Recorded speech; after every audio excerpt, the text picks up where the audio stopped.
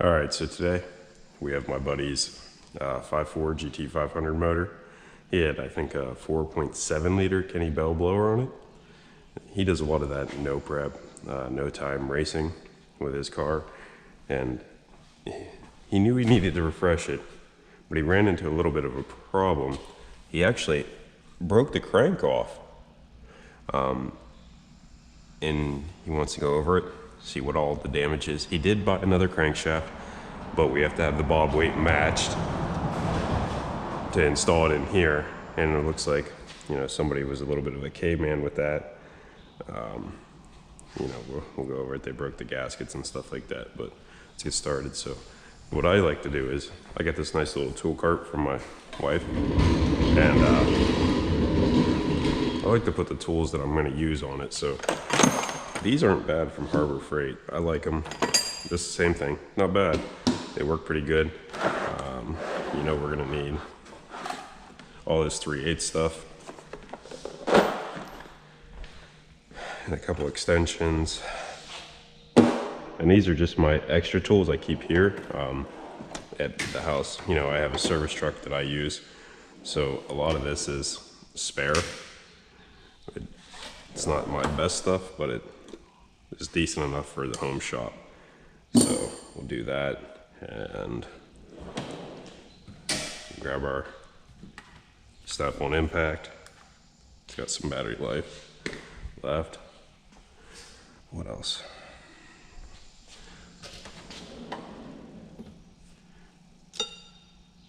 This socket's a little beat, but we'll take it. You know what? This is a nice kit actually too, so we'll take it with us.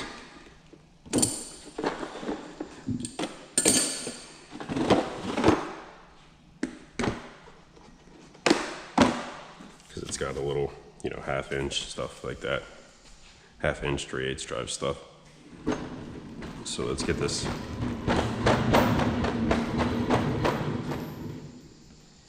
Let's get this torn down and go from there. First thing, you know, if you guys are bringing somebody an engine, drain the fluids out of it. They don't, you know, most of us don't want 10 gallons of antifreeze running around our garages or shops. You know, it's just one of those things. I don't personally like it, so a lot of my guys are very good about draining it out before they bring me stuff. Like I said, they took them out of one side but not the other. It's so weird what he does sometimes.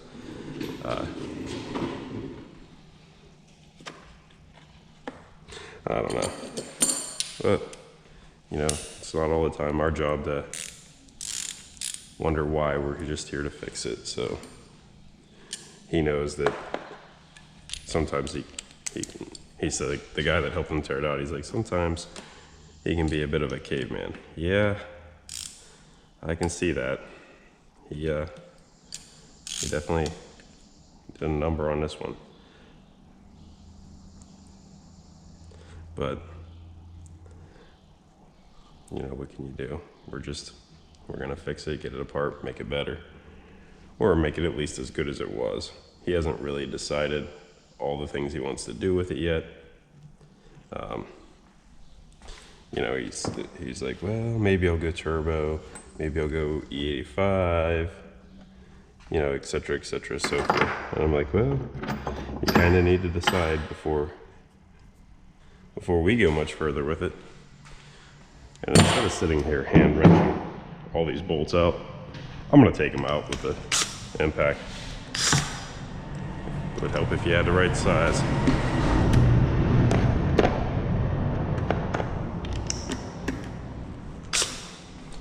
So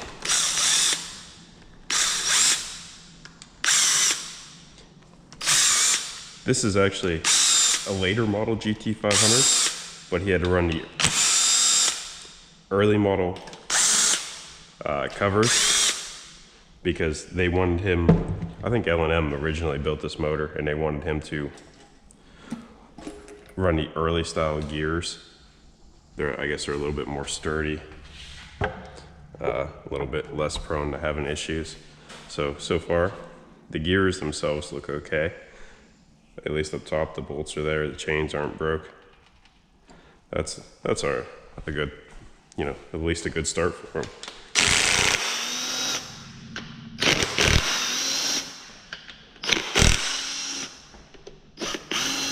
That one was loose.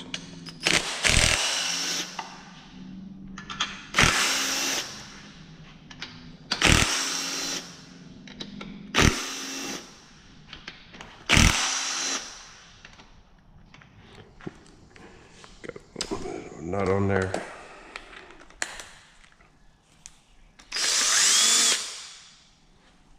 Set that up here.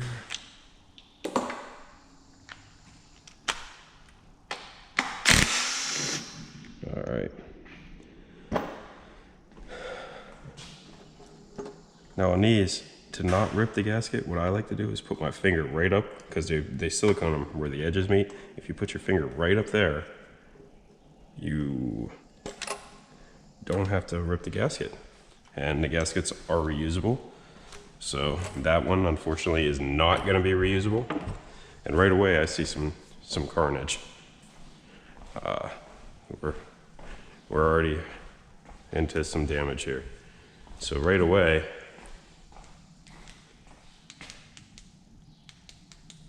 there we go. I see some of the followers are actually off. Actually, a lot of them are off. The whole exhaust side. Well, -2. Nope, that one could have fallen off too.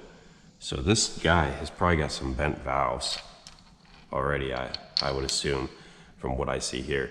So there's gonna be some bent valves in this. Man, it looks like it got the cams a little bit too. Yeah, it definitely did. So the cams are hurt. That's not good.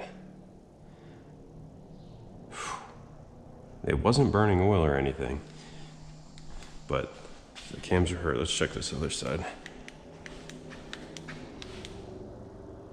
Okay. Yeah, same thing here. So whatever happened, the exhaust side, and it smacked the rev limiter. He sent me the video of the pass. It was definitely, oh my, this is jammed in there. So that's not good either. So we'll have to try and rotate that to get it out. These will have to be inspected, make sure there's no cracks, make sure there's no damage to the roller. Geez, man, he does it for sure. Robbie definitely knows how to tear up stuff.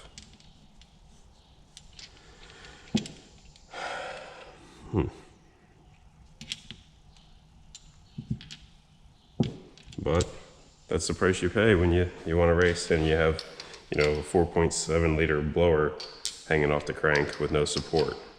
And honestly, guys, I'd recommend to you guys to get a crank support if you're going to drive. I think he said he was running 30 plus pound of boost. So that's a lot of drag. And what a lot of people don't realize is that this engine may have only shown 1,500 horse at the tire, but that big blower takes more like, you know, 300 horse to drive. So geez, you're asking a lot of that small, especially on these modulars. Those crankshafts are super light duty. They're just not, they're very tough, but you know, to expect them to take all that abuse from having that big blower on there, man, that's asking everything out of it. But, and obviously I haven't gotten to do anything with this 2.3 yet. That's coming. I just haven't got there yet.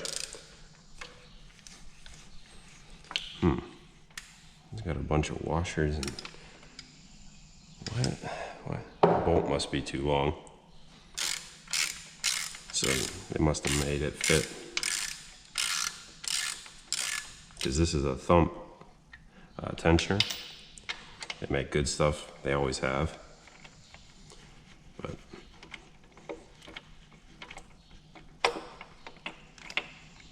there we go. So the tensioner's still good. We'll set that out of the way.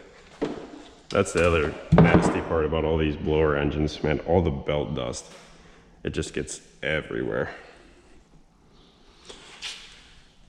We got a Torx bit there.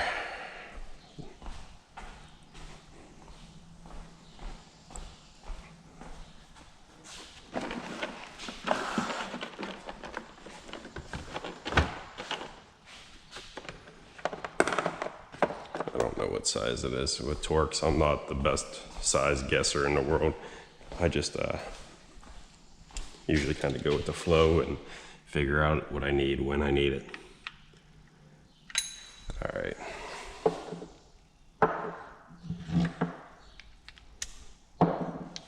So let's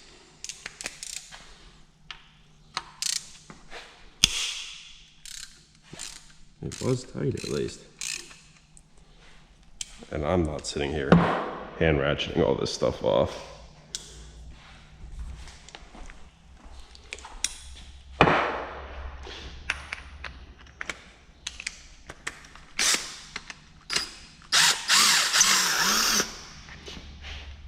So get that off, get that off. Let's take this pulley off.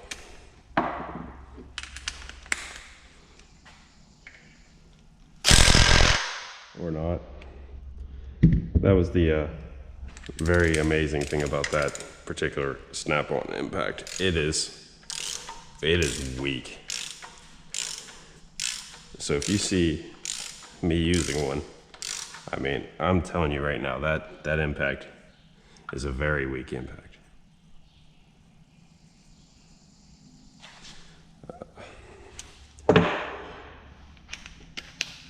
When they came out, you know, Snap-on was touting them as the latest, greatest impact out there. And let me tell you, they were not. I was never so unhappy with a purchase. So what I like to do on these is, if you can, you know, you wrap a belt around the pulley and then send it around itself like this. And then go across another one. So it will help kind of hold it like a strap wrench. So if you're in a, now of course it won't work because this thing is covered in oil, but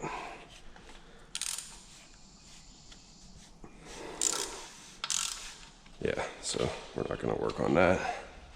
But that's how I usually get them loose. That way it didn't work this time. There's another way that's not as nice. Where did that go?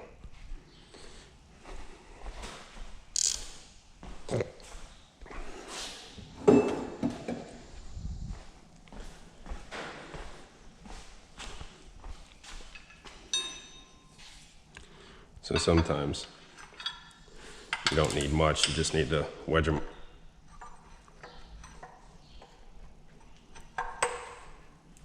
There we go. One loose.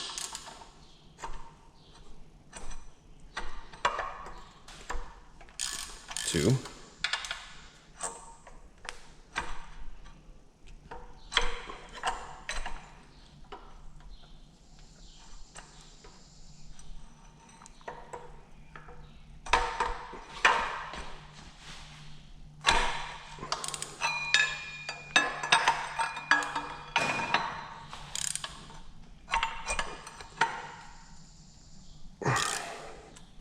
Jeez, someone put the fear of God in these bolts.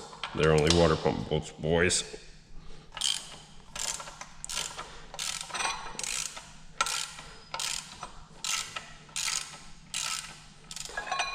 You don't need to go crazy.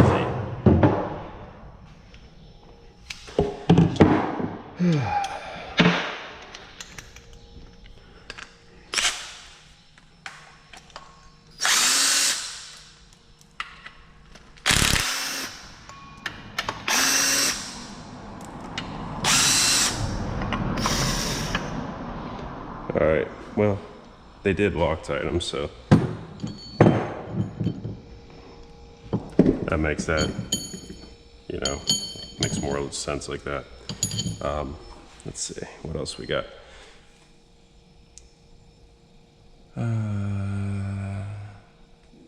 And guys, forgive me on this one. It's been many years since I've taken a Gt500 apart. I just don't work in that field anymore. So for me, you know, it's taken me a minute to remember everything about them.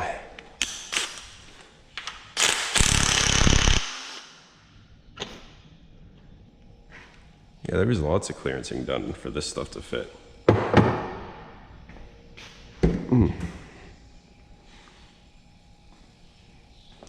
Doesn't look like this has to come off. Looks like they had it off, but let's go through and by hand we'll break loose everything, because that impact doesn't have the snout to do it.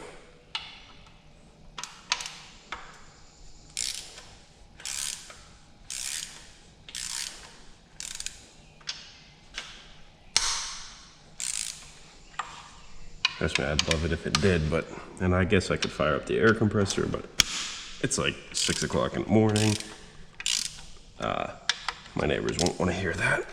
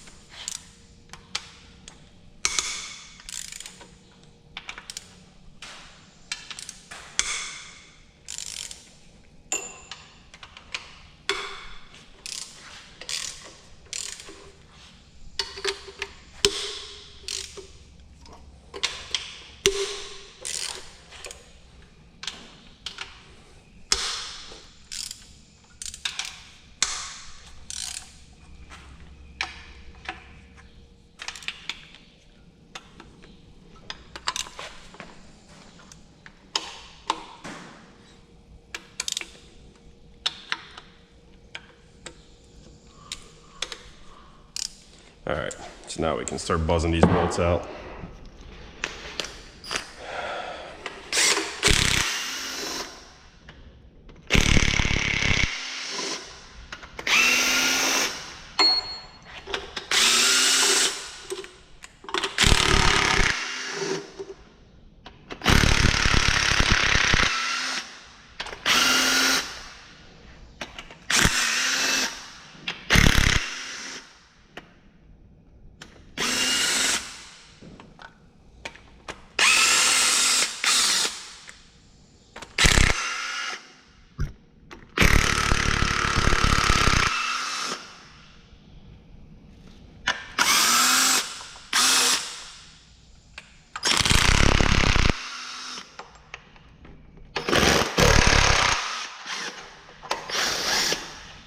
Thought there might be one behind there.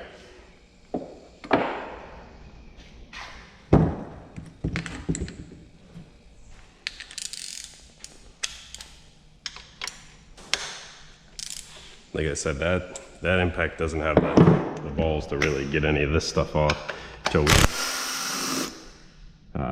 we at least hammer.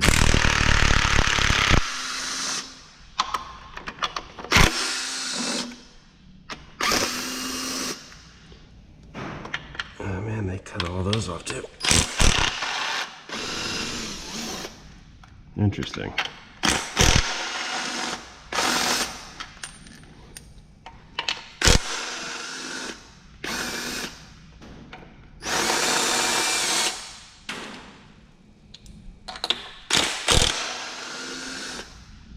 I see a lot of silicone on this front edge. So these are oil pan. There's a lot of silicone. I wonder how much we're gonna lose fluid-wise when we pop that water pump out. Have to get a bucket or a pan.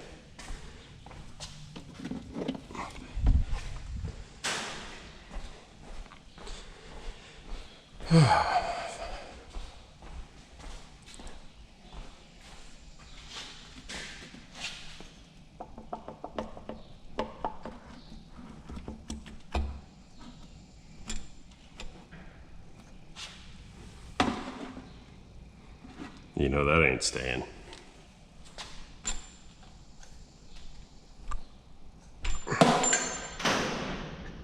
Yeah, I should have known better, but I didn't.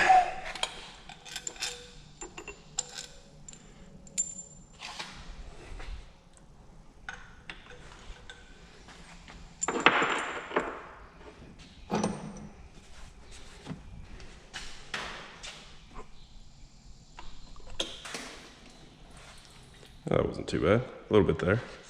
The water pump looks okay.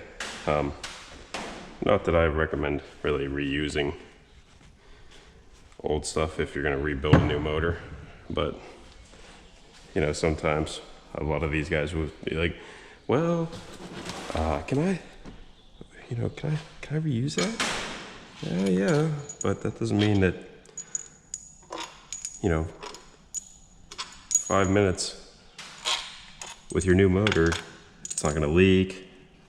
It hasn't been, you know, used up. But yeah, technically it's good enough to be reused. So as long as they're not damaged or bent, or you know, the bearings aren't loose. Most of these bolts are the same. I noticed there's a couple longer ones, and then these two in the corner must be for a wiring harness. So that'll be something to remember. Now, before we go start prying, it looks like this cover's been welded up. That's very interesting. Yeah, it's definitely been welded up. So there was some damage that happened there. And that's why I hate doing that. And I missed a bolt, so. That's why you always look again. Make sure, double make sure, before you start prying. And there isn't a mechanic alive that hasn't started prying on something and realized, oh, I missed a bolt.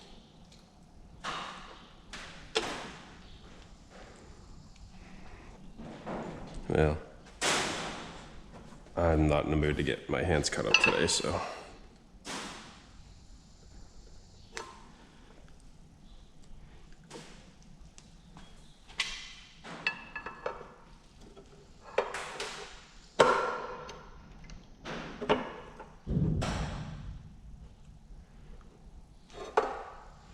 Actually, it looks like it doesn't want to go because the intake's in the way.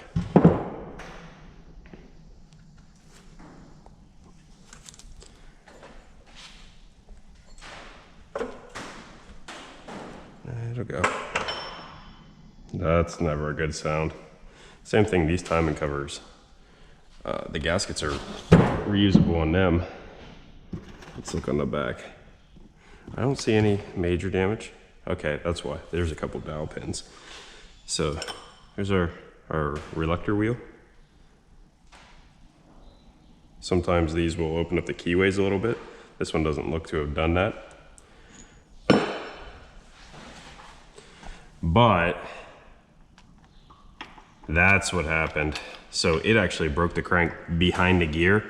This engine went out of time. So there's going to be lots of bent valves.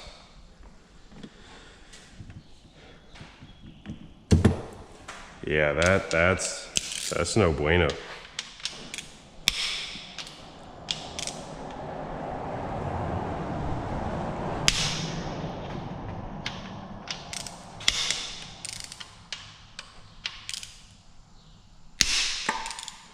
That's what happened there.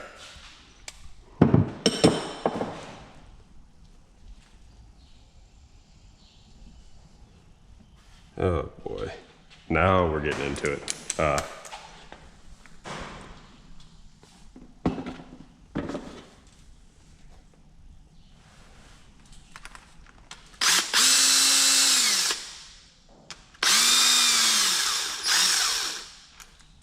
And always check these plastic tensioners like this for blown gaskets, because they do like to blow them out.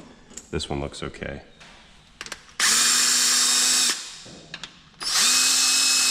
And they are marked right and left. This one looks okay too. The good part is, I don't think he went with any metal. These guides are showing a little bit of wear, which actually isn't bad, because this engine has been together for years. Yeah, they're probably getting there. Let's see. Use our hand towel here.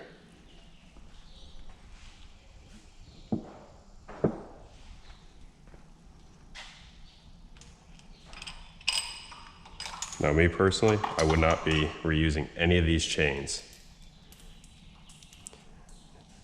But that will be on the owner, not me. I remember talking with John Mahovitz years ago, and he recommended that the chains be replaced every 100 passes, and that you go through the motor every 200.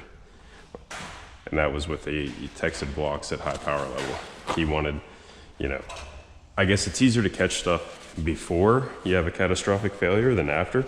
So that was his way of thinking. And John in general was a very smart man. He knew modular stuff better than I think anyone even does today. So when he spoke, I took his word with, you know, the utmost respect and everything. Some days you miss it, some days you don't. We need a drink.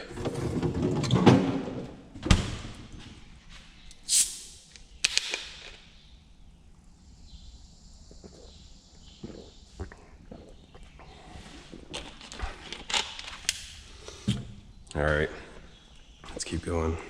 These are probably gonna be 10 or 8. 8 it is.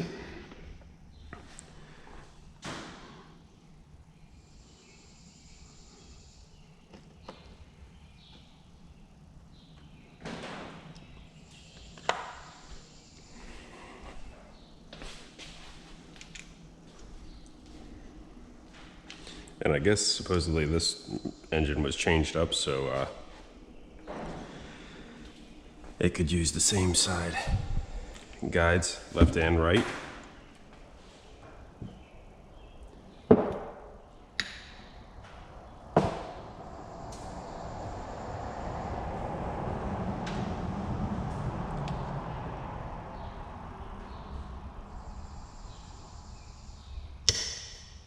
Looks like it's true.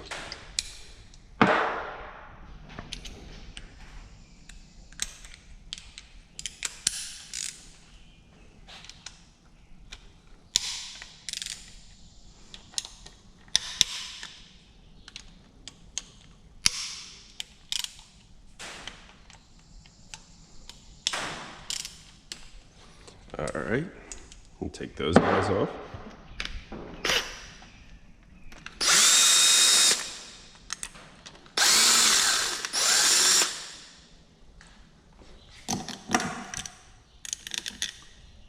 We will take this guy off.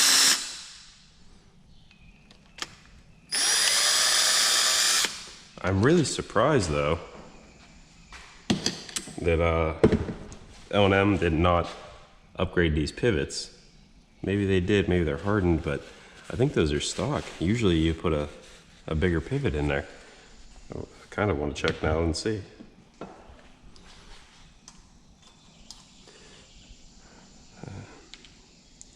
It does have, it's got a factory Ford pump in it, so I wonder if they put the gears in it. You can see where they studded the crank, but that still didn't help. Not in this case. It's got a 3-valve pump, but that's the same on the GT500s from my knowledge of, you know, years ago.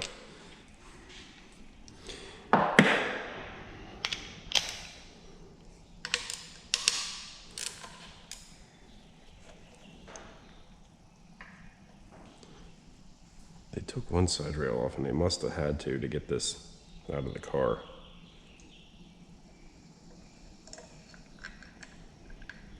So let's get the other side off and move on.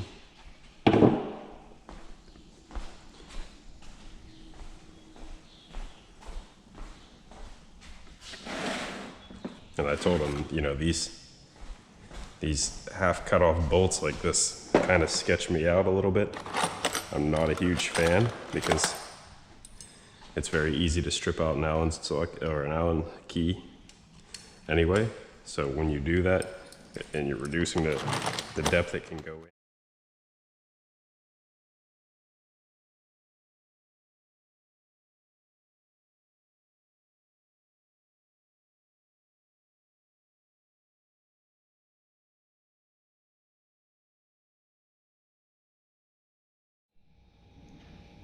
All right, guys, so we got it all apart.